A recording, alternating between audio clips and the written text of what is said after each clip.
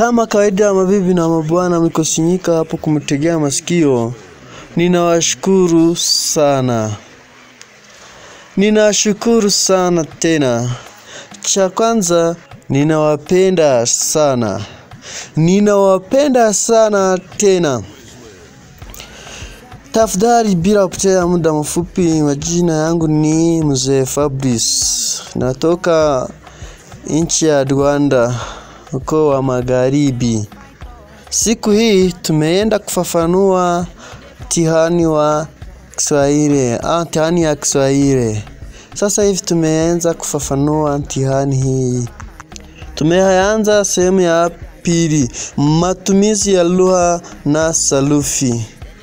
Geuza katika wingi, shirizi nteruro mu bwinshi. Chakula nikipendacho ni chapati kwa mboga ya mchicha. Naweza kujibu ni vyakula nivipendavyo ni chapati kwa mboga za michicha. Sentensi ya pili. Tumemaliza sentensi ya kwanza, tumeenda sentensi ya pili. Sentensi ya pili, jiko la stima atumialo mama ni jipya, limenunuliwa hivi majuzi. Naweza kusema katika wingi, majiko ya stima waitumialo mama ni mapya, yamenunuliwa hivi majuzi. Sentensi takafuata, tia rangi aipokayo mlangoni ni ya mafuta si ya maji. Rangi wazipokayo milango ni za mafuta si za maji. Sentensi takafuata, mahali aishipo kuna majambazi na walevu wengi. Mahali waishipo kuwa majambazi na walevi wengi. Kalamu waitumialo ya wino nyekundu ama wino mweusi. Kalamu wazitumialo ni za wino nyekundu ama wino nyeusi. Andika kwa maneno. Andika mu magambo.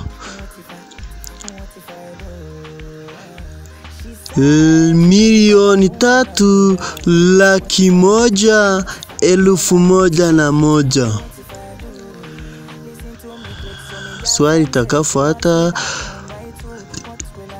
102,000. 902.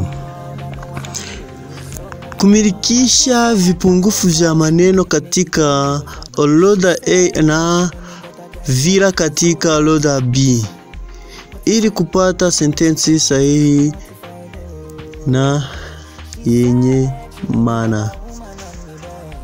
Uzuza amagambo ari mu gice cya mbere, uyahuze n'ari mu gice cya kabiri kugira ngo bibyare interuro zifite ubusobanuro. Ngo ngazi za wanyama hutengenezwa viatu na mkoba. Impu z'inyamaswa zikogwamo imyenda n'inkweto n'ibindi bintu. Farasi ana mbio kuliko ngombe na mbuzi. Hano kuvuga ngo ifarashi yirukanka kurusha inka n'ihene. Panya ni wanyama nzuri na tamu. Panya ni inyama nziza kandi ziryoshe. Panya murabizi ko ari urukwavu. Mubwa kiwona mwizi mbwa akiona mwizi ku waharibifu, mbuzi wana nyama atabweka.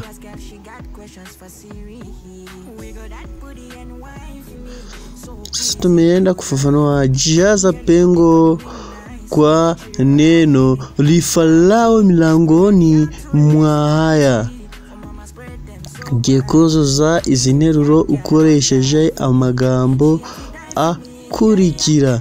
Mionzi ni imirasire. Kupendeza gikundishije.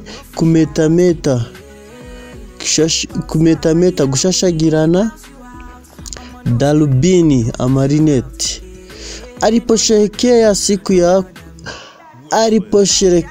siku ya kuzaliwa aliva nguo za kumetameta.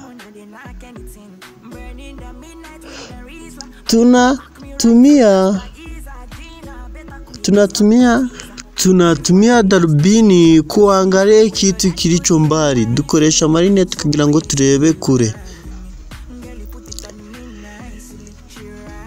Kipendeza kwa maua ni burudisho wa macho ya watu. Kupendeza gukundishwa kwa maua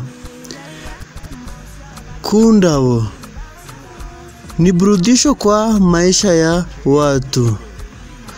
Zishimisha amaso y'abantu.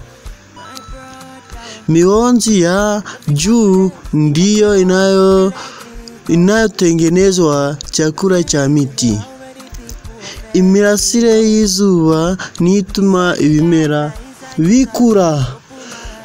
Andika maana mbili kwa kila sentensi. Andika ubusobanuro bubiri kuri buri teruro. Amevaa miwani, kulewa sana au kula pombe sana. Amechukua picha yangu, nilipigie picha. Nipigie picha natumia kamera.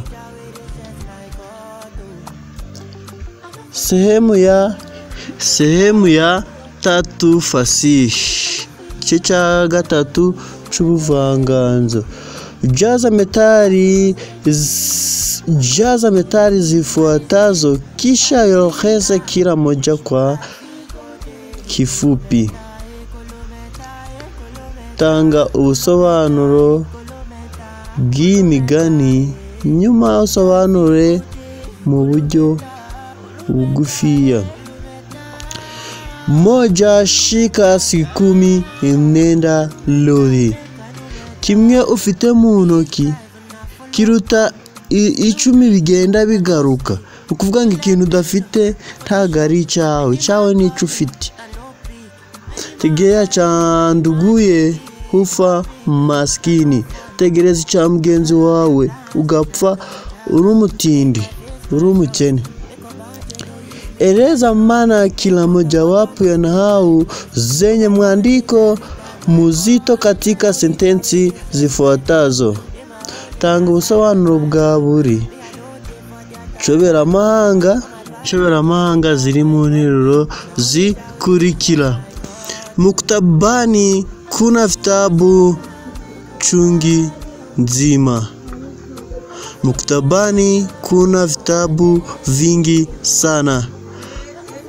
Hawakunipa mkono nilipofaulu. Hawakusaidie nilipofaulu. Yule mama alifungua mapacha mara 2 mfululizo.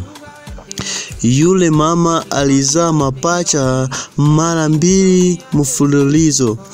Wahusika bapa ni wahusika wa aina gani katika kazi ya fasihi? Wahusika hawabadilika tabia toka mwanzo hadi mwisho katika riwaya, hadithi fupi, hadithi ndefu na kadhalika.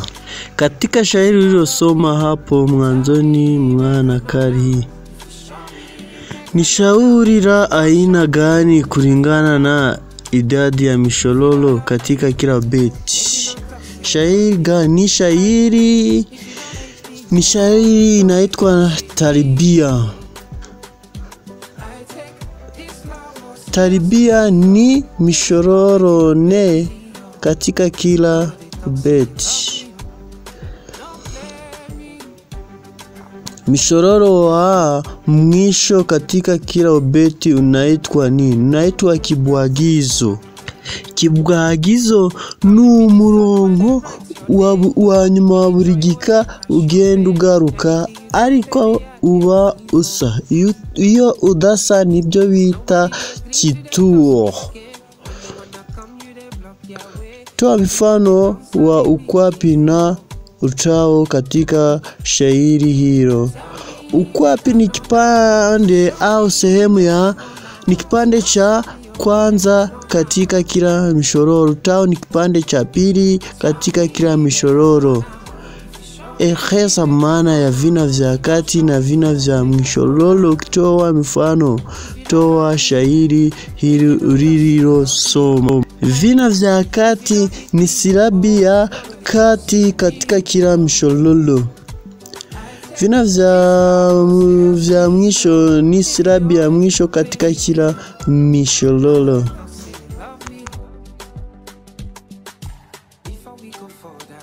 Andika kila mojawapo ya maneno yafuatayo katika wingi kama gambo akurikira mginshi. Nyumba hii ina ufu. Nyumba hizi zina nyufa. Sasa mipata wadifa mzuri. Sasa wamepata nyadifa nzuri. Tamaduni zinaendelea kama ziendeleavyo inchi. Ugonjwa huu ni mukali. Ugonjwa hii ni mikali. Au naweza kusema magonjwa hizi ni mikali. Miti huu umekamatwa na serikali. Miti hii imekatwa na maseremari tika wingi. Jaza pengo kwa maneno yafuatayo miongoni mwa haya. Zana magambo ahabugenewe. Shauri ni nama. Advice tama kwifuza. Roho ubuzima desturi gakondo asanteni gushimira. Alishika na huzuni aliposikia kwamba baba yake alikata tamaa. Byamugejeje mu kababaro igihe yumvaga ko ise yacitse intege. Asanteni kwa kazi nzuri mliofanya. Tubashimiye akazi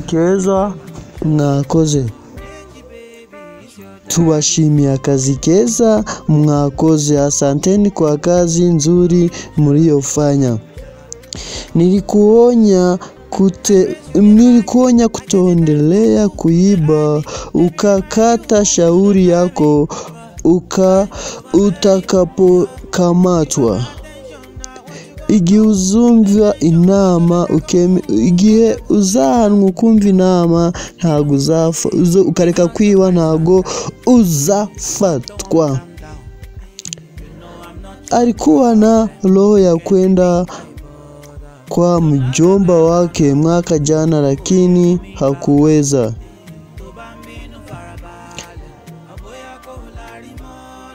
Wakoloni walikuwa na desturi ya kupiga sana za Waafrika.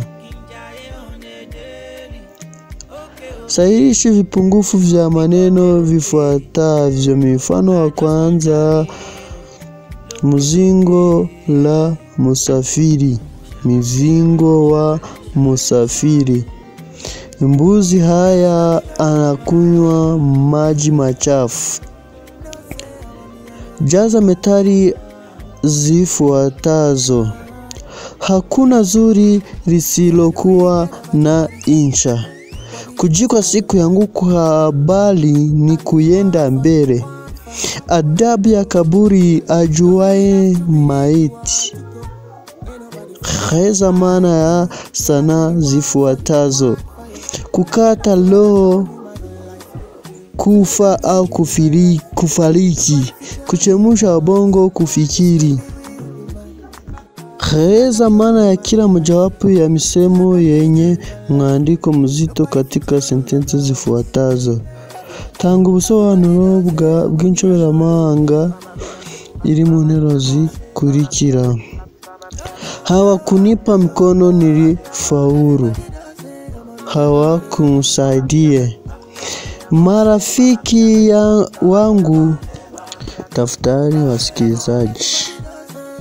Marafiki wote wangu walinipa kisogo.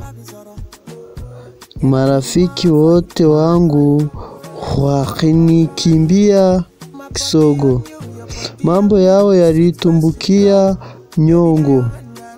Mambo yao yafunikia nyongo. Yaifunikia nyongo. Tungo sentensi yako mwenye kwa kutumia maneno yafuatayo. Tanga interuro ubwawe ukoresheje amagambo akurikira. Manufa, ingirakamaro. Manufa ni ingirakamaro. Kujifunza ni manufa ya uzima. Kutekereza implementation, gushira mu bikorwa. Mutekelezaji wa wanafunzi wameleta vitabu. Wajibu wa wanawake ni kujifundisha watoto wako. Eleza kazi zinazofanya na watu wafuatayo. Tanga cyangwa se sobanura umurimo ukogwa n'aba bantu wanyawo. Mvuvi ni mtu anayetoa samaki ndani ya maji au ndani ya baharini. Andika tafadhali wasikilizaji. Mwashi ni mtu anayejenga nyumba.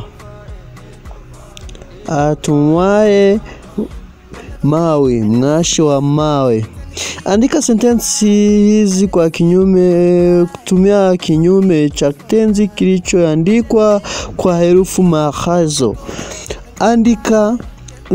Andika opposite za kitenzi ziri mwizi nteruro. Andika opposite zizi nshinga ziri mu nteruro. Opposite murazizi ni imbusane katika lugha ya Kinyarwanda. Mtoto na mama yake wanapanda milima. Kitenzi kilichomo hii ni wanapanda. Wanapanda ni kinyume cha kushuka au wanashuka. Wanapanda nu kurira, kushuka no kumanuka. Wanapanda ngazi, unashuka. Unapanda ngazi, unashuka. Mshtakiwa alikana mshtaka yote. Ashangaa kwa kufeli mtihani wake. Tenzi kilichomo ni kufeli. Kufeli ni kinyume cha kushinda. Alishangaa kwa kushinda mtihani wake. Eleza maana ya maneno yafuatayo kuhusu uhusiano wa familia. Tanga ubusobanuro bw'amagambo akurikira kubyerekeranye n'isano muri familia. Shangazi. Shangazi ni ndugu wa mke yangu. Binamu ni mtoto wa shangazi. Ni mtoto wa shangazi wa baba yangu. Mtoto wa shangazi yangu. Ondoa amba katika sentensi zinazofuata bila kubadili maana yake. Kuramo amba muri izi nteruro zikurikira, nurangiza wemeze sobanuro bwazo. Wanafunzi wataoshinda vizuri watatunukiwa. Wanafunzi wataoshinda vizuri watatunukiwa. Shamba linalopaliliwa vizuri litatoa mazao mengi. Gazeti ulilosoma lina habari zinazofurahisha. Kiti kinachovunjika kilikuwa kinakaliwa na watu. Au naweza kusema kiti kinavunjikacho kilikuwa kinakaliwa na watu. Mubonye ukuntu babikora. Ufata amba ukayikuraho, isigaye ukayishira imbere ya mbanziriza n'inshinga. Wabyumvishe neza, uyishira imbere ya mbanziriza n'inshinga nibwo biba byumvikanye neza, cyangwa se ukayishira inyuma y'inshinga. Uzakore ibikoroheye. Ambatanisha jina kutoka orodha A na matumizi yake kutoka orodha B ili kuunda sentensi yenye maana. Huza igice cya mbere n'icya kabiri kugira ngo utange ubusobanuro bwuzuye. Ureme ubusobanuro bwuzuye. Wubake ubusobanuro bwuzuye. Nahodha ni umuntu utwara ubwato. Mtu anaendesha na kuongoza chombo majini. Hayati ni nyakwigendera, umuntu ugiye gupfa, urukubura gakeanga apfe, rwaye. Ni mtu maarufu sana aliyefariki. Malkia ni umwamikazi. Ni mke wa mfalme, mheshimiwa, nyakubahwa. Jina la heshima kwa mtu. Jangiri, Poasher. Jangiri mwabyumvishe neza ni abahizi, hunted. Mtu anayewinda wanyama katika mbuga zao bila idhini kutoka kwa serikali. Tumia kiambishi ni baada ya neno katika. Urakoresha mbanziriza bita ni nyuma yo gukuramo ijambo katika. Sina pesa katika mfuko wangu. Sina pesa mfukoni mwangu. Watoto wanaangalia katika bwawa hili. Watoto wanaogelea bwanini mure.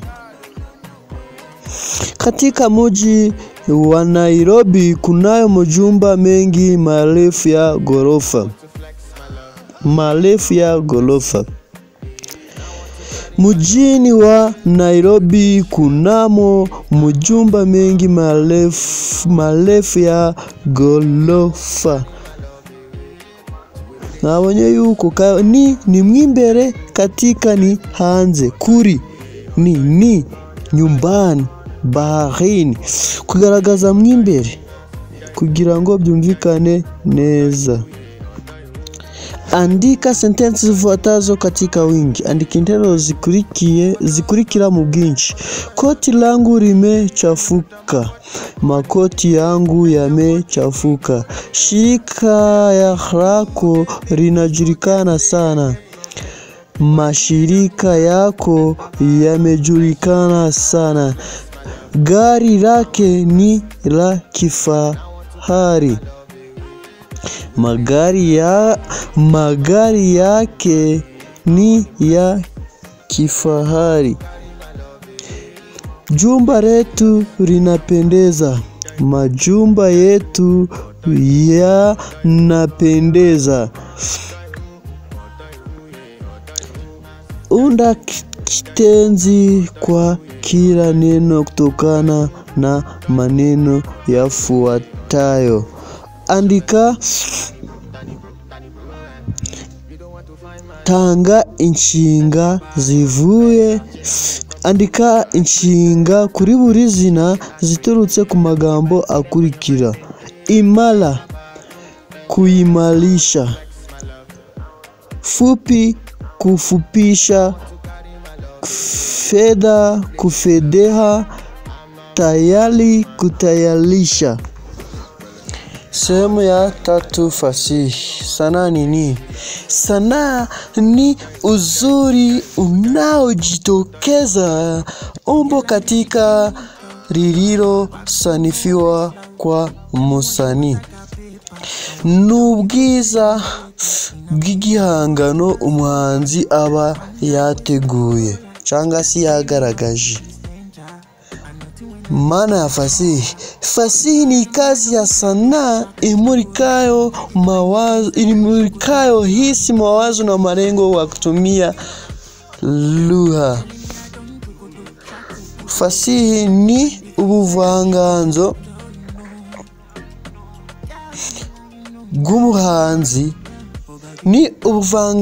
bw'ubuhanzi buba bufite intego n'ibitekerezo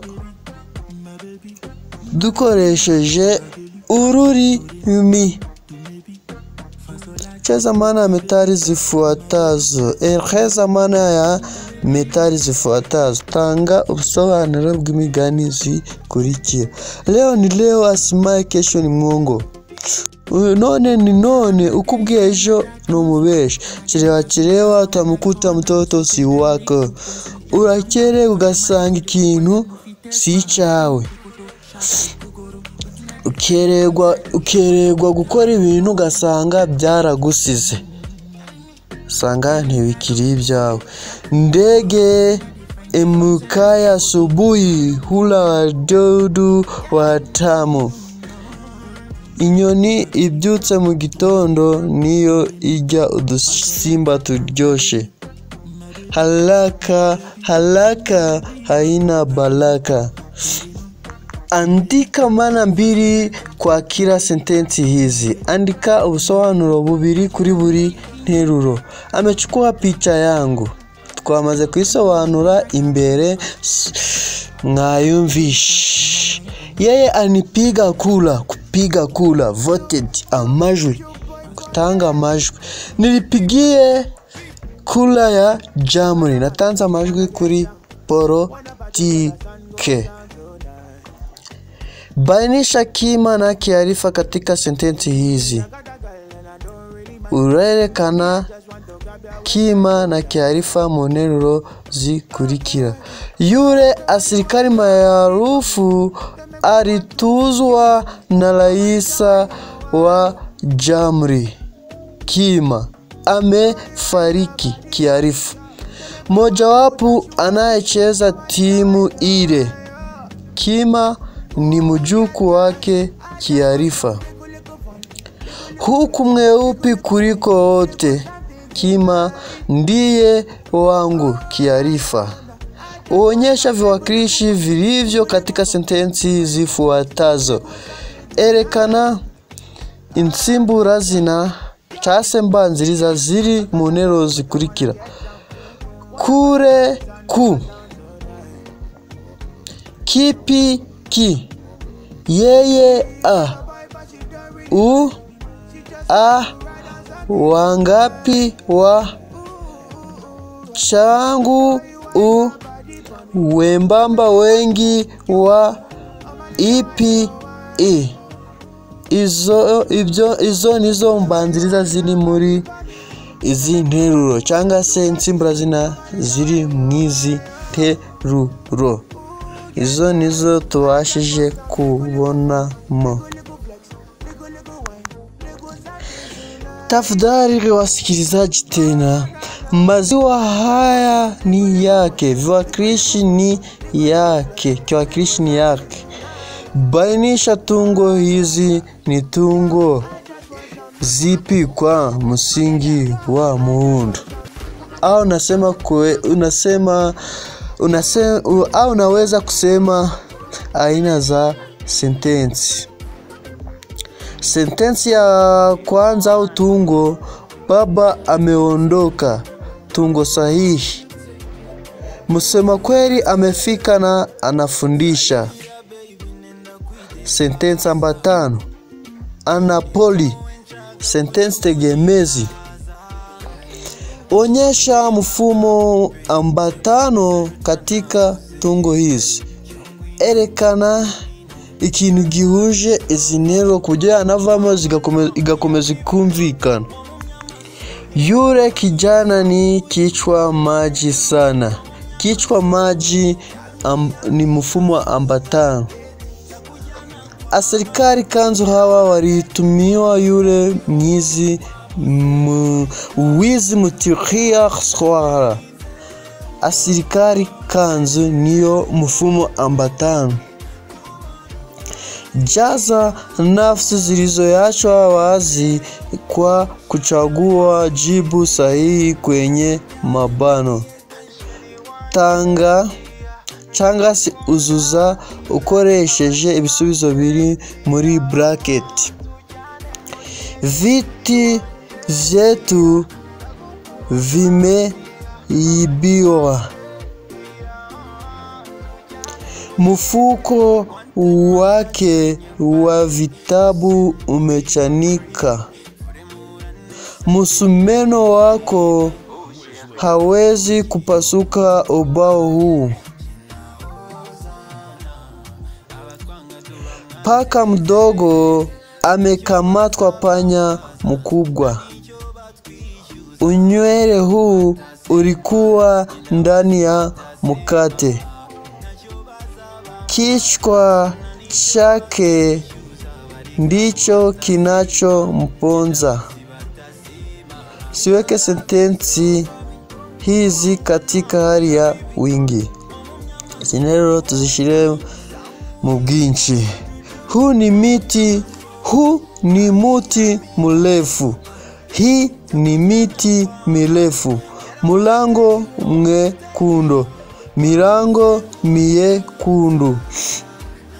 Mkono wangu umechafuka. Mikono yangu imechafuka. Miembe hii ni mifupi. Ile ni mizingo ya nyuki. Tungo hizi zipo katika hali ya kinishi, ziandikishe katika hali ya kanushi. Ziri mu gihe cyo kwemeza, tuzishire mu gihe cyo guhakana. Ulisoma, hukusoma. Alikimbia, hakukimbia. Hawakusimama, hawasimami. Hakimbii. Viunde vitenzi kutokana vivumishi vifuatavyo. Izi nshinga ukora inshinga ziturutse ku binyazina bikurikira. Refu, kurefusha. Rere, kirekire. Fupi, kufupisha. Gufi, inchamake. Safi, kusafisha. Nene, kunenepa. Bola, kubolesha. Jaza pengo kwa kufuata mifano. Mume kwa mifano. Mume ni kwa mke, wa mvulana ni kwa msichana. Fahari ni kwa ngombe, mujane ni kwa mteja au kwa mseja. Mfalme ni kwa malkia na babu ni kwa nyanya. Mjomba ni kwa shangazi, mzee ni kwa bikize. Mkufi ni kwa shingo, kipuri ni kwa sikio. Kamilisha sentensi kutumia iki ya wakati uliopita hali ya kuendelea. Uzuza zino nteruro ukoresheje ki mu gihe cyashize ariko kigikomeje. Kwa mifano, barabara yetu ilikuwa ikipaka ramani jana. Bata huo alikuwa akitaga mayai. Mvuvi huo alikuwa akivua samaki. Tulipofika mtamishi alikuwa akifua nguo. Mkulima alikuwa akipalilia shamba mvua iliyonyesha. Gari hili lilikuwa akiosha tulipokuwa tunakula. Jaza pengo kwa kutumia sifa ya kumiliki. Uzuza ukoresheje ntera cyangwa se ingenga. Mwanafunzi wangu ni mwerevu. Kiti chake kimevunjika, gari langu limeharibika, kucheza kwangu kumewapendeza, pahali pake pana kiti kimoja. Kitabu hiki Adi na Nduguze kiliandikwa na nani? Kitabu Adi na Nduguze kiliandikwa na Shaban Robert. Ni cha aina gani? Hadithi, riwaya, tamthilia? Ni aina ya riwaya. Eleza maudhui yake katika ya moja. Maudhui ni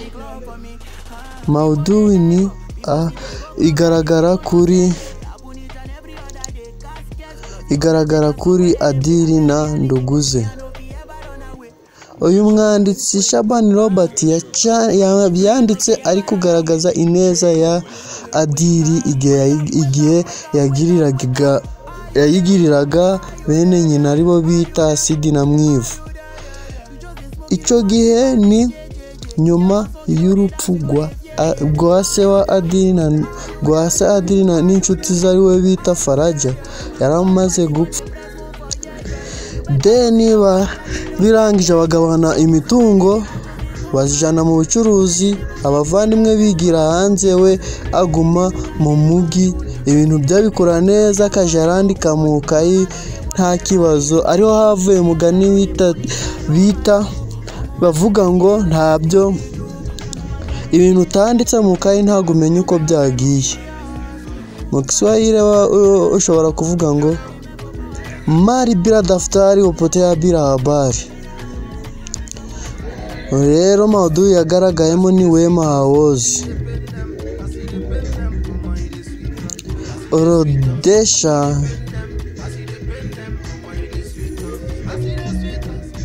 Orodesha vipengele vya fasihi andishi pamoja ni maelezo mapini. Kamilisha methali zifuatazo. Chema cha jiouza, kibaya cha jitembeza. Tegemea cha nduguye ufa maskini. Toa jawabu na vitendawili vifuatavyo. Nyumba yangu kubwa haina milango. Yai. Kuku wangu amezaliwa mibani na nasi. Nyumba yangu ina milango mingi ni chandarua. Eleza dhana hizi za kishairi. Vipande. Ukwapi, utawa. Tanga cyangwa sobanura ubusobanuro bugaragara muri aya magambo agaragara mu gisigo cyase mu muvugo. Vipande ni kipande cha mshololo. Vipande vya mishololo. Ukwapi ni kipande cha ni sehemu ya kwanza katika kila mshororo. Utao ni kipande cha pili katika kila mshororo. Kimalizio ni kipande cha mwisho kisilorudiwa katika kila mshororo. Kimalizio ni igice cha nyuma kigika kigenda kigaruka mu gisigo. Aho menye igisobanuro cyo kwitwa umugabo. Nabonye ko umugabo ari ukwigarukaho no kwimenyerizaho cyangwa se ugakuzaho. Ibyo uzi nuko wiyumana ubitayeho.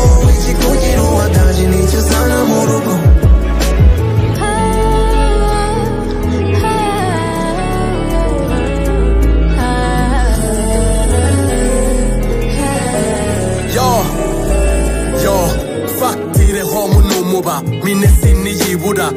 batarasa no mu mvura batura kungura aha na kananiro madamu na Jackson